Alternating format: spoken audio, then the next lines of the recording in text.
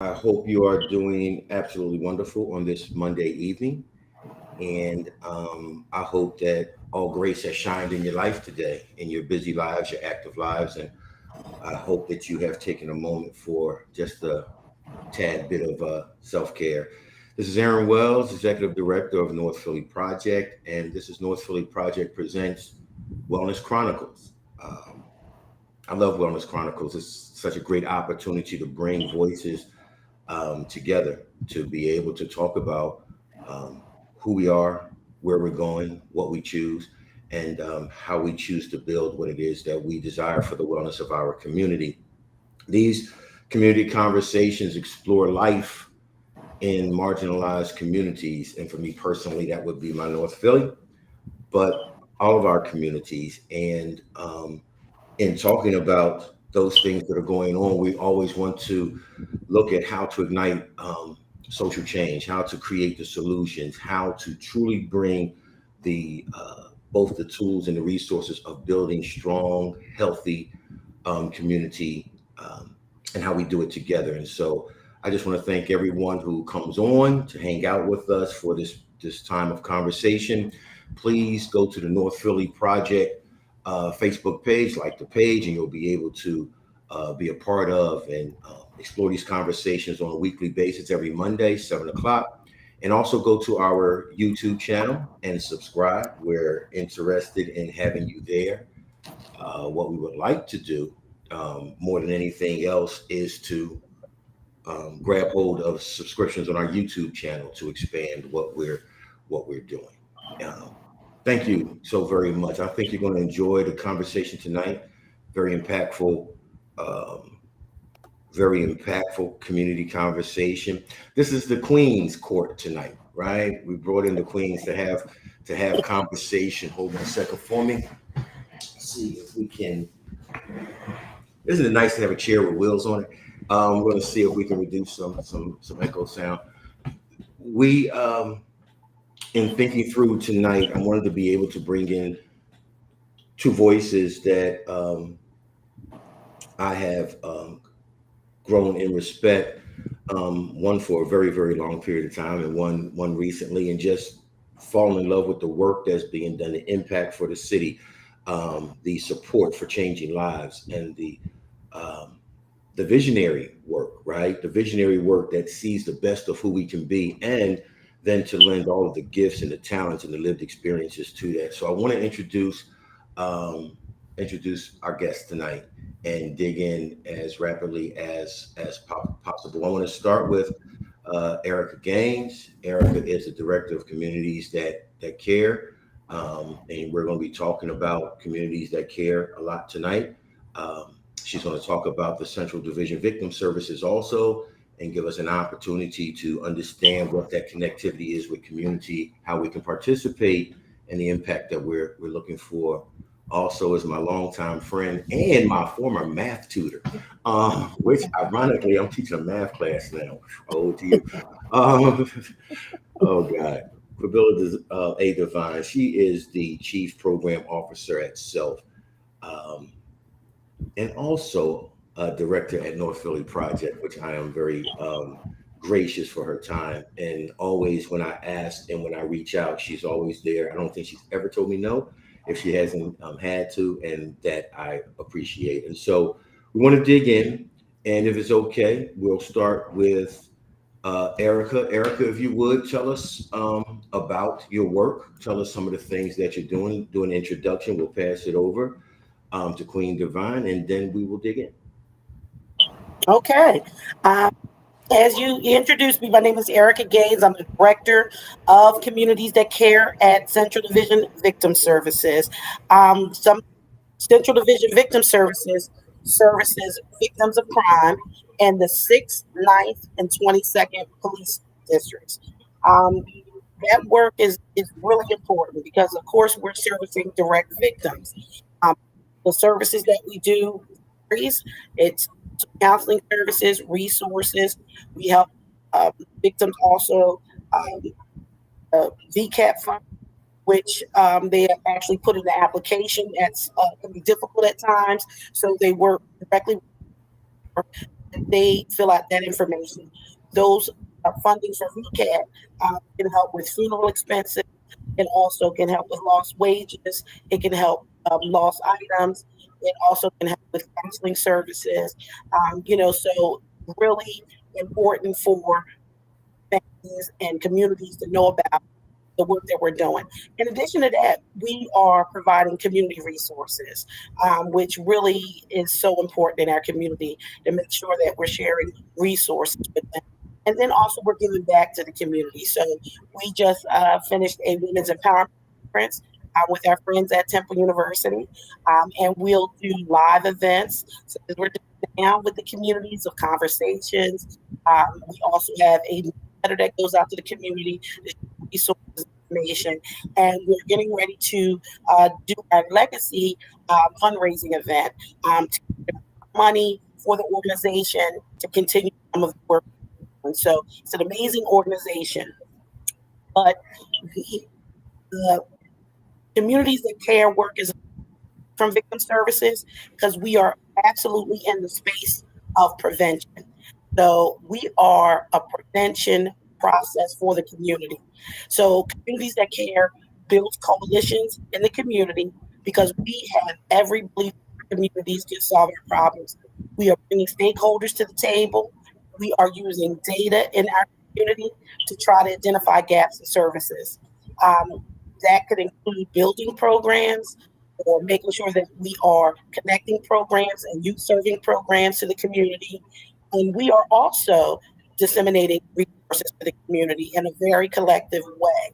So we have two coalitions in North Philadelphia right now.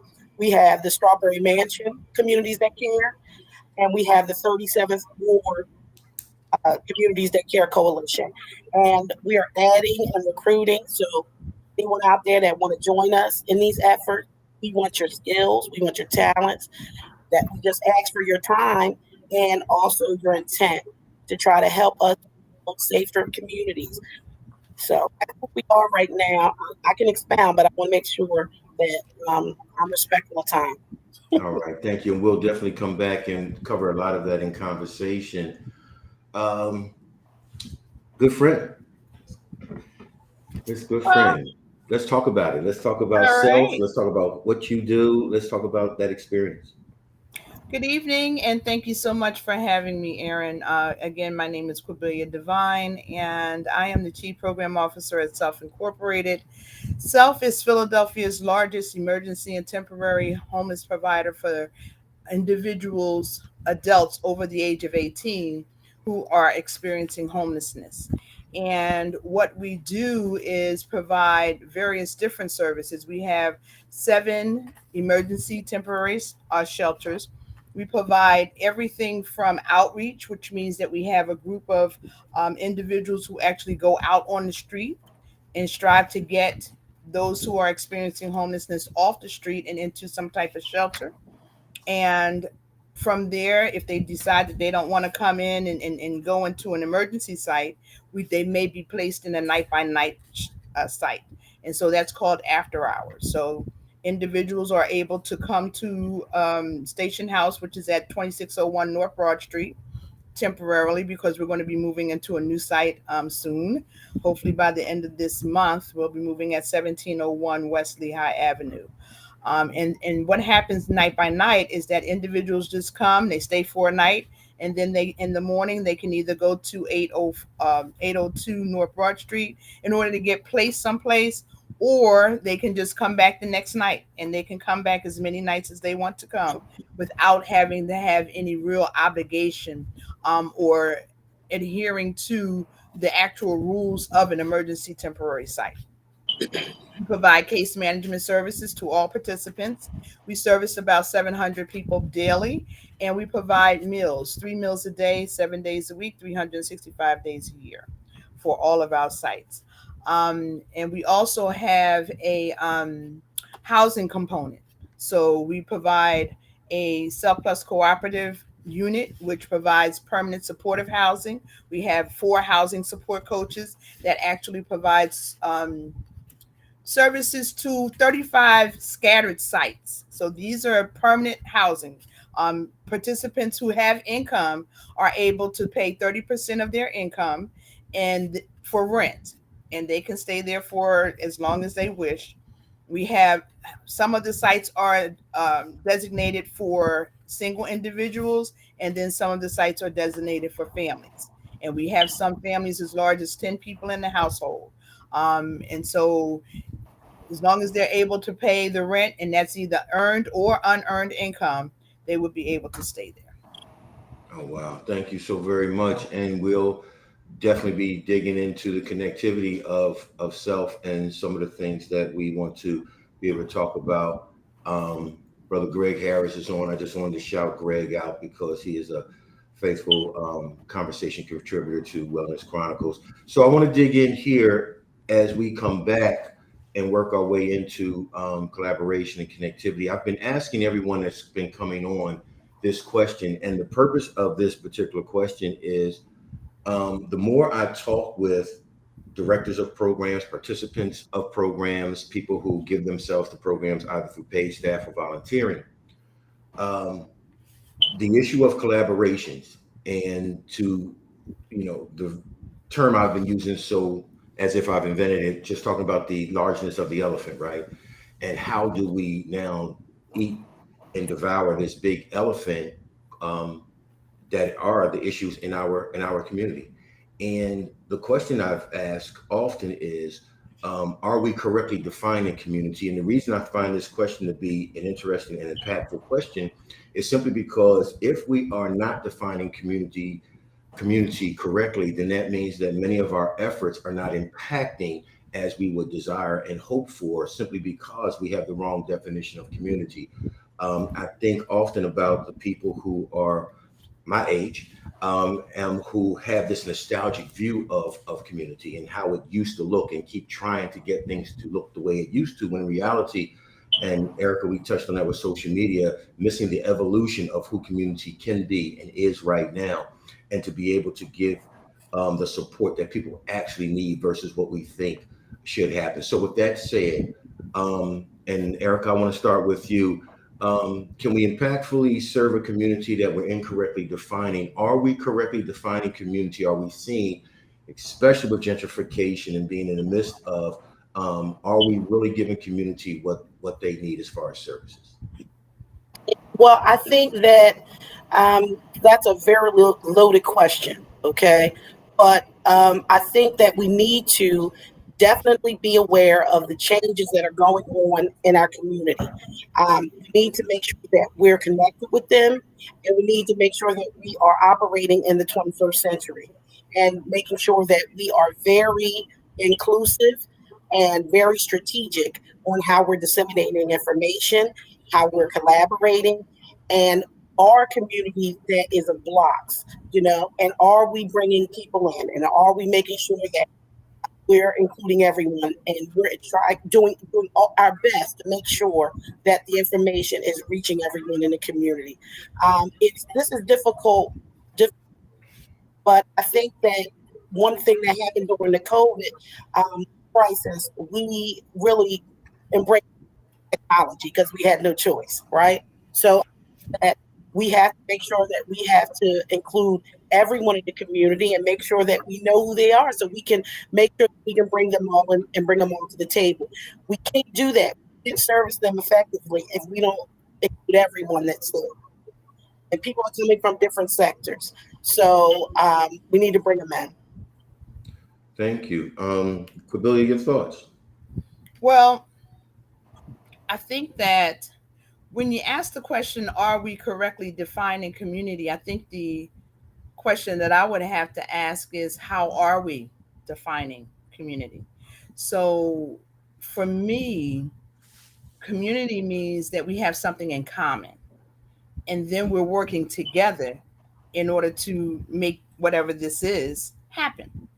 So one of the things that we see happening as members of a community is that there's a lot of moving parts.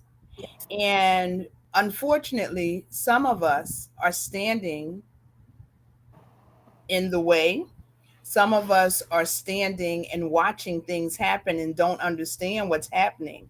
And then some of us are participating in the conversations and not engaging others who are also or will also be impacted by the changes. So, what is very important for me is to ensure that everyone is allowed an opportunity to be included in the conversation, because there should be no decisions about us without us.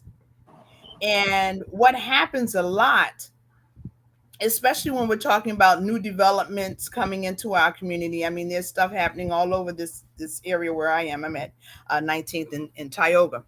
Um, However, the developer, because we live across the street from where they're going to be developing, had to contact us. And so once they did that, there are certain things that you can put in place before they do any development. You let them know, we want the brothers around the corner to be able to have an opportunity to get on some of these jobs that they're going to be doing, some of the frontline type positions. There's some things that some of these brothers can do. And even though they may not take advantage of it, if we offer them the opportunity and help explain to them what the opportunity is, they may at least take advantage or be curious about seeing, is this something that I can do? Right. Because, a lot of times people do what they do as far as illegal stuff because they don't see themselves having any other choice. And if we Mhm. provide them with other choices and other opportunities, they may be able to take advantage of those. It's one of the things that, and thank you both. That's one of the things that, Yeah. in spending time in conversation with both of you, um, there's a value that's restored to people through your programs, and all programs can't say that. Yep.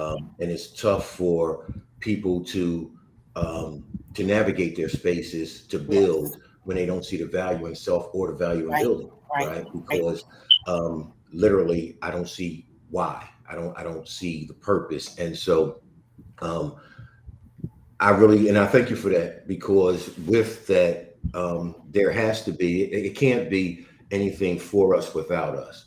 And so, Yeah. to the inclusion of people. So as we talk about collaborations, Yep.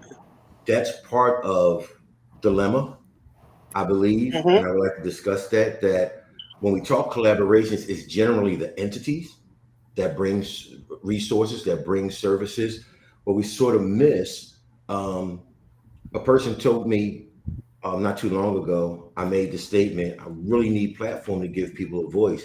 And my good friend brought correction and said, people have a voice. The platform is not to give them a voice. The platform is to provide something that they can express the voice. Right.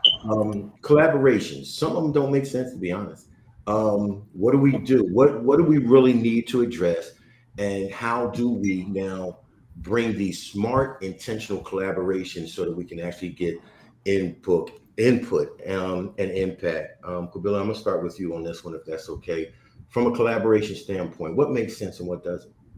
I think that when we look at collaborations, it's important to take into consideration all of the entities that are a part of the community. So we're talking not only grass tops organizations, but grassroots organizations. Hmm. Those that have been around for 20, 25 years, just doing what they do out of the goodness of their heart, because this is something that they see needs to be done. As well as the faith-based organizations, the educational institutions, hospitals, um, the neighborhood advisory committees, the CDCs, everybody, everybody has to come together. And I mean, even these little stop and goes, because in the corner stores, because what happens, and see, I'm not a consumer of those types of places, because my thing is, you can't come in my community expecting me to give you money. But when we're looking for you to give a donation to a block party or something that we're striving to do for the children, you're not there for us. Then okay, then I can't be there for you. I'm sorry. Look, I don't even go in them. So, and this is something that I'm striving to get other people to see. However, people have to shop where they want to, need to shop and do what they need to do. But for me, it doesn't work. You cannot come into my community expecting to just continue to take, and not give anything. So, my dollars, I don't spend them there. Yeah. You have to get them from someplace else. So, for me, collaboration means all of these entities, as well as elected and appointed officials, because a lot of the times, the problem in our community is the lack of high quality education in low income neighborhoods. What has happened is that parents are sending their children to the same failing school that they themselves have attended. And as a result, we have generations of people who have not been properly educated. So Yeah. it's like, how can we expect them to pass on any intellectual prowess when they themselves haven't really gotten what they need to be able to do what they need to do to be successful? So I'm looking at the school district, and the fact that not only do they have an education, ECYEH is the acronym, it's educating children and youth experiencing homelessness. They have a department dealing with that, and they also have a family and community engagement department. So both of those entities should be helping parents, family, and community members to be actively engaged in their children's education by providing them whatever resources, services, and trainings that they may need to be able to help their children become more successful. Thank you. Mhm. Erica, jump on it. I just want to say Yeah. as you come on, Erica, my good friend Ted Houston is on hanging out with us, and I just wanted to shout Ted out.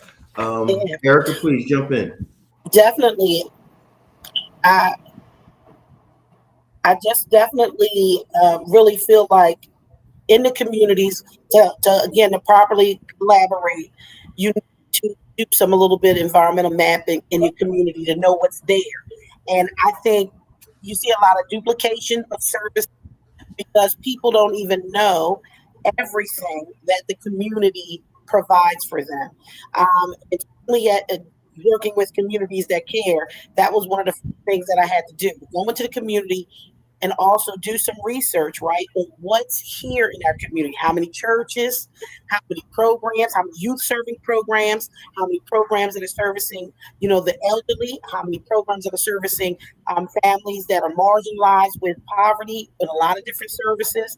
That's in terms of food insecurities, in terms of housing, so we need to know what our community has to offer. I think if we have that, we can be real strategic in our approaches. We can connect with others. You will see less duplication of services. You can see more expansion of services. We can help the grassroots organizations who have been doing it forever get their support that they've needed. I can tell you in communities that care, that focal points right now. We have a grassroots organization training coming up on the 15th for over 8 organizations in North Philly. And Aaron, because you got the email, right? Right. And we're trying to bring them in so we can give them foundational information because people need to know who they are, and what we need to make sure that they have a method, they have support, they have resources, they have training, and this information and these resources that we're going to be providing is for free. So I think that the collaboration efforts need to be more strategic and to take some time, in our communities, what's there. Each We're a large city, and this would help so much with duplication of services. Thank you so very much for that. And so, just keeping with the conversation on collaborations, and I just find this to be, um, I find this to be a barricade for us often instead of a open lane for us. And the work that you're doing, Erica, to be able to bring the information, we have to be more data driven. We have to be more data driven and to understand what the playing field truly looks like. I often hear my return to Philadelphia was around 2009 after my mom passed, and and digging in what's available, I often heard, well, nobody's doing anything. Well, that's impossible. It's the sixth largest city in the country. Somebody's doing something. But on the other side, and these are from people who are dug in as service providers in the city, that thought that we're the only ones doing something. And part of that is that as we talk about education for Bill, the other piece of that is right, the information that is there for us. I remember when I first found out about parent power. Mhm. And just the concept itself, the concept itself to me was such a freeing tool because if replicated, you would see pockets of this successful work all throughout the city, and then that closes some of these gaps that we have. Again, Erica, you mentioned the information gap technology during COVID. COVID exposed a lot of things that was already there. Starting with you, Erica, what are some of the other gaps that we see that smart, intentional collaborations could fill, could close some of those gaps for us? Right. So, so we have, you talked a little bit about data. Okay. We live in a city that has access to a tremendous amount of data. We're a university, college city, and with all kinds of research, all kinds of study. Um, I think that's a tremendous gap. We're not tapping in enough to make sure that we're connecting with that information, that data, some of those community assessments that are being done with the Communities That Care Coalition. We want to utilize the PAY survey, and that's in your youth survey. We're the only city in the state of Pennsylvania that's not using it. But we can get around that. We need to collect that data because that data is important because that's going to give us our roadmap for what we need to do. The other thing is those that data that we need to get is from the people. Organizations need to make sure that community outreach and making sure that they're engaging with the communities that they're serving. I talk to organizations and they tell me they don't do community outreach. How can you find out what the needs are? And they're changing every day, changing every day. It's changing in a rapid way. So data piece is very important for identifying gaps. And that's why I'm so passionate about the communities care because it's effective and it's data driven and it has science, the prevention science approach, a public health approach, a sense of urgency. Right? So when I talk about prevention and gaps, people say, Erica, you're crazy. You can't do this. I think about a successful campaign like on smoking, right? We talk about how people used to smoke every and you see them standing outside now. Okay, so there are successful campaigns. We have a lot of way to go with smoking. Led, we can do it as long as we collaborate together, but we have to get everybody involved. We have to make sure that we're connected with all of the different community partners so we can come together. So when the powers that be, we can put our case in front of them with all of the connectedness, right? Because we think we're operating in silos like we're not connected, and we are. We know we are. The school district is connected to everything, families. I mean, I love that you mentioned the power for the parent power because I was a part of that, and that was important for me to make sure that I knew that I had a voice as a parent in school district Philadelphia and their resources that they have available. So I think that, data driven approach, collective impact approach, meaning all the entities coming together and being strategic. And we will identify the gaps in services and move as one to address them. This is a public health crisis that we're experiencing in the city of Philadelphia. Okay? Health, mental health, physical health, you know, is we're under attack right now. And I want to say marginalized communities are hit the hardest, and we know that. Fabiola can jump in if you don't mind and talk Yes. about that. I want to add on to the data discussion. Not only do we need the data, but we also need an evaluation. of what is happening within the programs. Yep. So it's important for us to be able to say, this is what was done, this is how it was done, and this was the impact as a result of the program.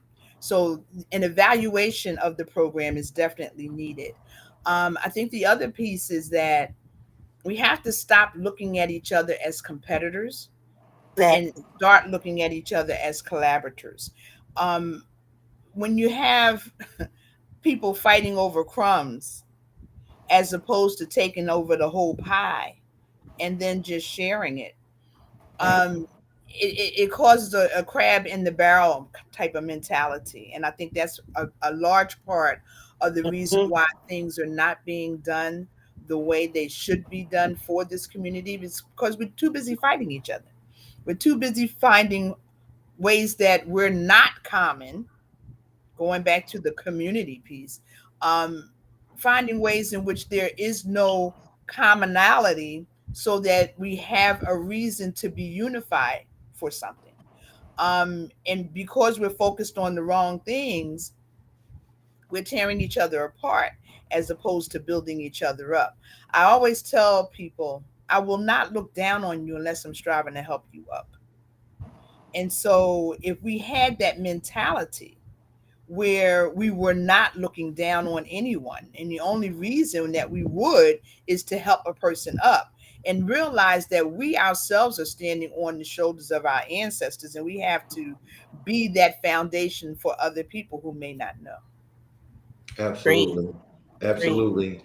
As we look at as we look at the just touching on what you just said, as we look at those crumbs that are being tossed, um, that part of it is, I believe, and have done that both in Charlotte and trying to build that in Philly, in North Philly, and that is to help funders understand, well, two things. First, to help funders understand, um, you're not saving me, and you're not doing me a favor. I'm giving you something great to partner in. There's an Yep. invitation for you to Mhm. be a part of something magnificently great. Now, part of that is to make sure that the people who are locked in arms with me understand that also, so that we can be of one voice with that. So as we go to funders, you're not saving us. You're not Right. saving us. You are a part of something absolutely great. And from a government entity, which is a whole other thing for me, I try to stay away from. That is that you're not saving us. We are taxpayers. Mhm. We're telling you that this is where we think our money, we know, and we demand that our money should be spent in these areas that we bring to you.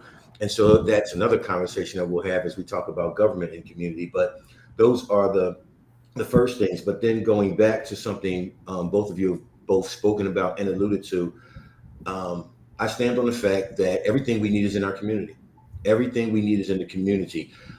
There are some paradigms that we have to make some paradigm adjustments, some changes. There are some things in unlearning that we need to be able to do and to learn. But we truly, the numbers say that what we need is in community, and so to be able to help us understand that we truly are our greatest resource, to understand that we truly are our greatest asset. Um, I am a firm, again, believer, and I'll move this forward, but the education system has to change Yes. along with some of the other systems. And part of that is to begin educating ourselves with the inclusion of financial literacy, to be able to understand, not just as I learned, you save money and then, well, it goes beyond that. And so in order for us to participate in um, our own lives and from a position of power, from a position of ownership, from a position of us being determining our own future and our own prosperity. I'm a firm believer in that. And so that's part of the work of the collaboration, Yes. to show up and to help and demonstrate to others what it looks like for us to win by owning our community.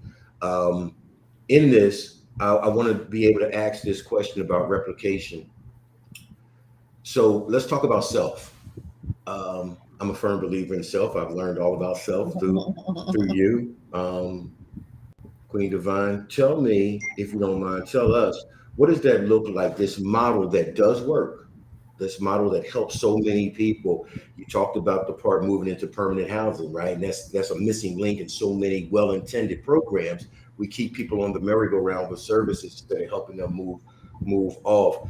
How can self replicate in such a way that our dots are connected? Because every urban area in America where we are majority, all of our issues are the same, right? Hmm. How Hmm. does self replicate? Whoa, baby. I think that number one, you need to have a team of workers who are compassionate. You have to have people who are compassionate about serving those who are most vulnerable. Um, and not only are you passionate about it, but every day that you show up, you're showing the compassion that you have. So it's a matter of providing a service each and every day. And the way that you replicate that is by having people who show up and show out for our participants, regardless of what they're going through. As you said, Erica, the mental health, the substance use disorder, all other kind of challenges that they may come with. We have to show up and show out for them and help them understand that with the goals, with the aspirations, with desires, we can get them to the point where they are transitioning from homelessness and hopelessness to where they're permanently housed. But we can't do it for them. It's something that they themselves have to be willing to do. And they have to understand that relapse is a part of recovery. So if you relapse, it's okay. If you step back, if you fall down, it's okay. If you can look up, you can get up. And we're there to assist you in that. We're there to assist them in whatever challenges they may have. However, there's some things that we can't be tolerant about. So, you want to hit somebody or, curse somebody out and all that kind of good stuff. We have rules and regulations that must be followed. So we will be compassionate and we will assist you in doing whatever you need to do. But it's also a matter of you deciding, this is what I want to do, and I want you to help me do it. So, from the standpoint of replication, we just need to start with people who are dedicated, compassionate, and ready to help somebody else. Thank you so much. So, Erica, see, the CTC is a replication of something that Absolutely. is being seen as effective. How do you get um, the message out? And again, this is from my understanding because I'm a part of you getting the message out. How Right. do you get the message out? Because as we all discussed, there are a lot of entities out there, well-intended entities, Right. hardworking entities, a lot of effort and energy, but disconnected, right? Disconnected from in those efforts and not always seeing the best of what they wake up to see every morning Right. with all of their Yes. energy and effort. How do you bring them? How do you replicate? Right. I mean, this is all about making sure that we are um, getting buy-in because the program is already duplicated. It's an international model, and this is making sure that we are being convincing and our communication to show how this is a benefit. He, it's worth a try. Look at what's going on in that city. Number one of it is everybody should have a stake in creating spaces for young people so they can reach their fullest potential. That is a message that I think that we need to make sure that that's pushed in the CTC. Dream work for me in North Philadelphia in these coalitions, number one, is that it expands to the other sections of the city that don't have CTC models. But in our North Philadelphia communities, we will be able to connect the resources, able to build up programs and expand programs to deal with the ills of what are going on in our community, which we know that has such a of poverty. We know we have to combat that. We have the ability to create hubs, education hubs, training hubs, health, mental health. I would like to bring that stigma down to be able to address what's going on in our community that has so much to do with trauma. You know, youth programming. We have this, like I said, Strawberry Mansion has churches, right? We got spaces. We look at what's there. We use the assets that's there. We can build hubs in every area that we possibly can. And it's going to be a benefit because it's building a healthier community, supporting the schools in our community because they can't do it by themselves. And by having organizations that have been doing it come in and to help and support them. That's a dream, and to make sure that communities that care are able to help build communities, one where people have opportunities, can gain skills, get opportunities to bond, and our young people can bond with the community and feel good about their communities. Make sure that they have clear standards and resources to do what they need to do. Then we will see the horizon to see some healthy communities, and we know we can bring it back. Um, One of the things that we've done is for a program that's called PATH, and that stands for Positive Alternatives for Trauma and Healing. And this is utilizing neighborhood advisors to wrap themselves around young people, wrap themselves around their families, and wrap themselves around the community to make sure this is a prevention piece. It's not waiting until they get in trouble, right? Not, this is knowing that we know our youth that are in risk. We know people that are predisposed to trauma. We know what's going on in our communities.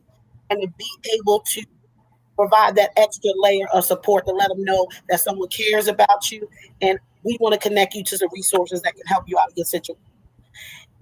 Also be there for the community, support them in any way that we possibly can. So this is a program also that I would like to see duplicate, similar to how communities that care has been duplicated. Thank you, both of you, queens, and my appreciation of you taking your time. And I know it's Monday; it's the beginning of the grind week. So, with that, how do you self care? And I want to start with you, Camilla. How do you self care? How do you and because you didn't just show up and just started doing this. You're a leader in this thing. You've done so many things for so long for community, but there's also family, there's also self, there's also your self-interest. How do you not burn out? How do you self-care? Well, before I answer that question, I want to say one thing regarding the replication piece.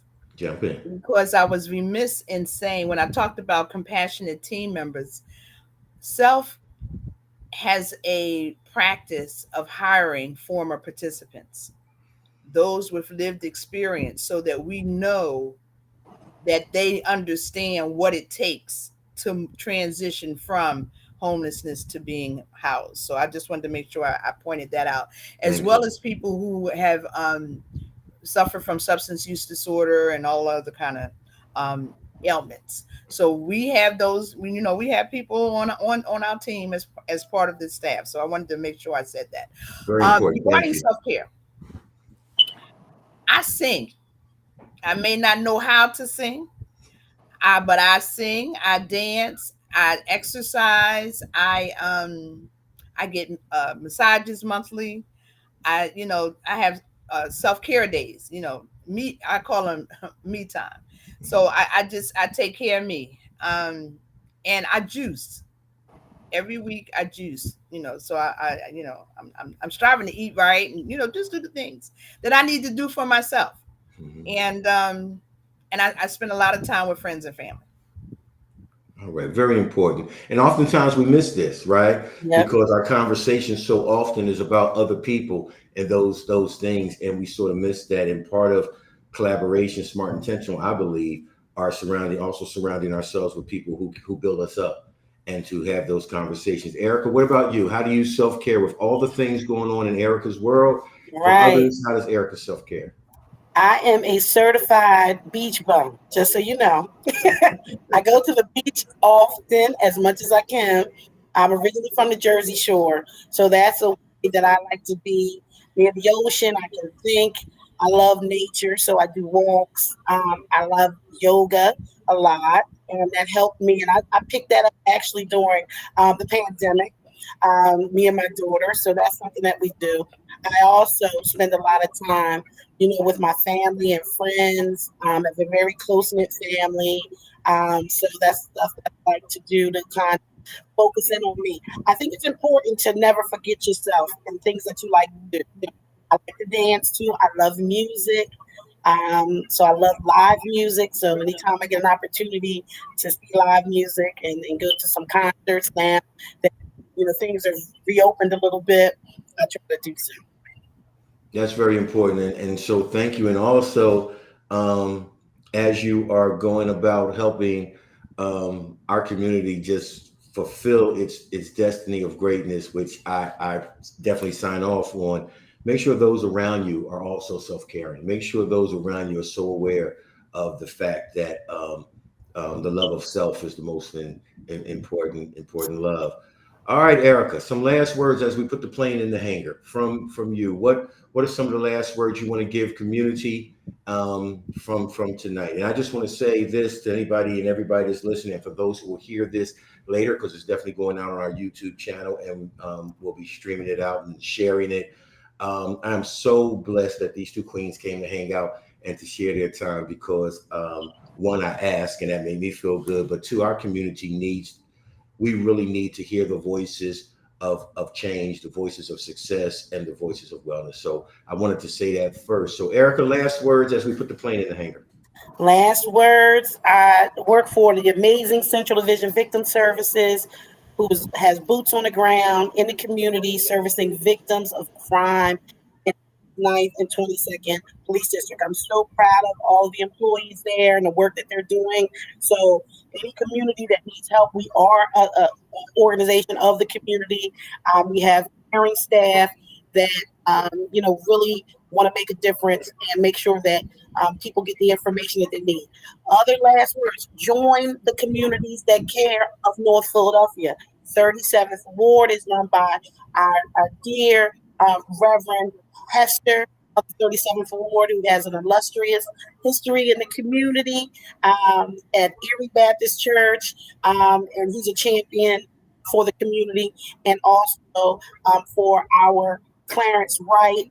Um, he is the pastor of Love Zion Baptist Church, and his deacon Nelson is the chairperson for the Strawberry Mansion.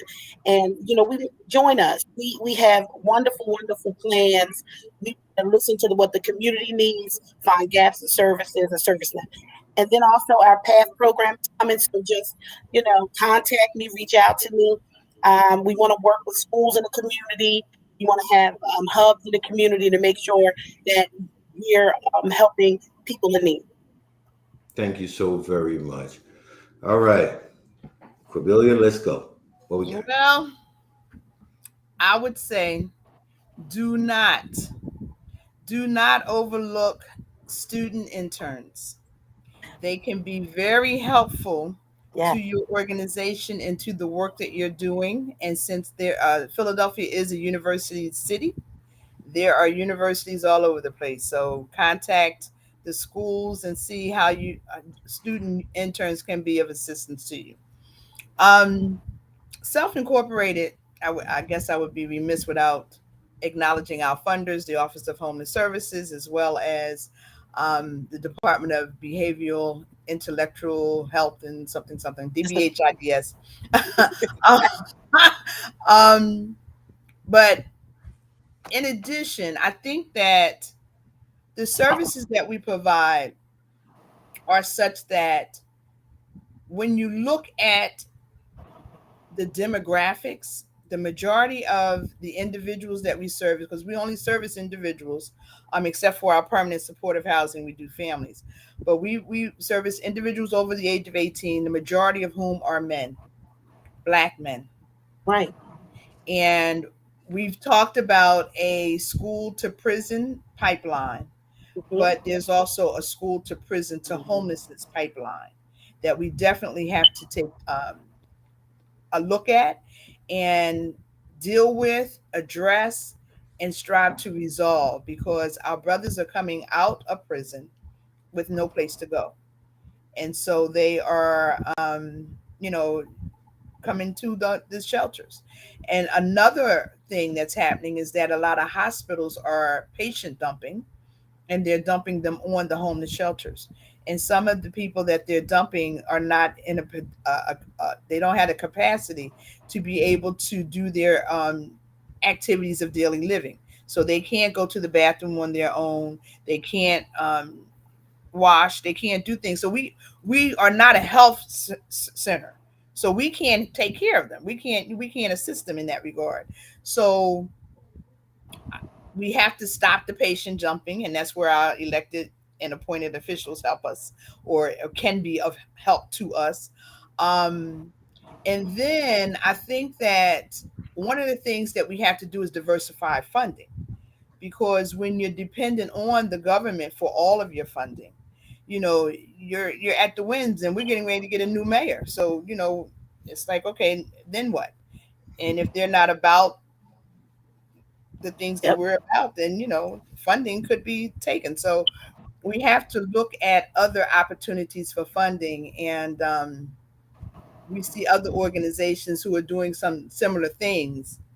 They have endowments, and Self, Mhm. being a Black led organization, doesn't have as much. So I'll leave it at that.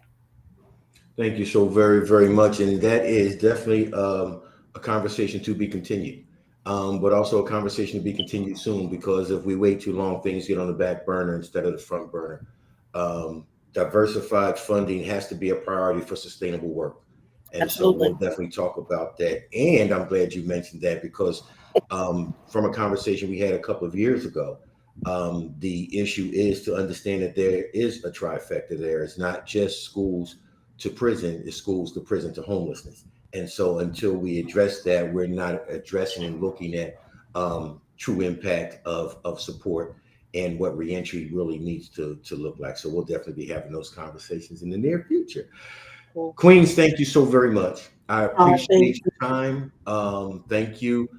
Um, Everyone, this is Wellness Chronicles, conversations, community conversations, exploring life in marginalized communities. The Queens held court tonight and talked about how to ignite social change. Just put some ideas, some thoughts through lived experience. We shared about self. We shared about the CTC. It's just so much that we want to be able to connect to you, community, because we love you. Stay tuned. Come back next Monday, and we'll continue to have these great conversations. Queens, thank you so very, very much. Thank you. Thank you, I hope Thank you have you Aaron. so much. Thank you, Have a Aaron. great You're evening. welcome. Much love. Bye Take bye. care, Camilla. You too. I'll be in touch. Yes.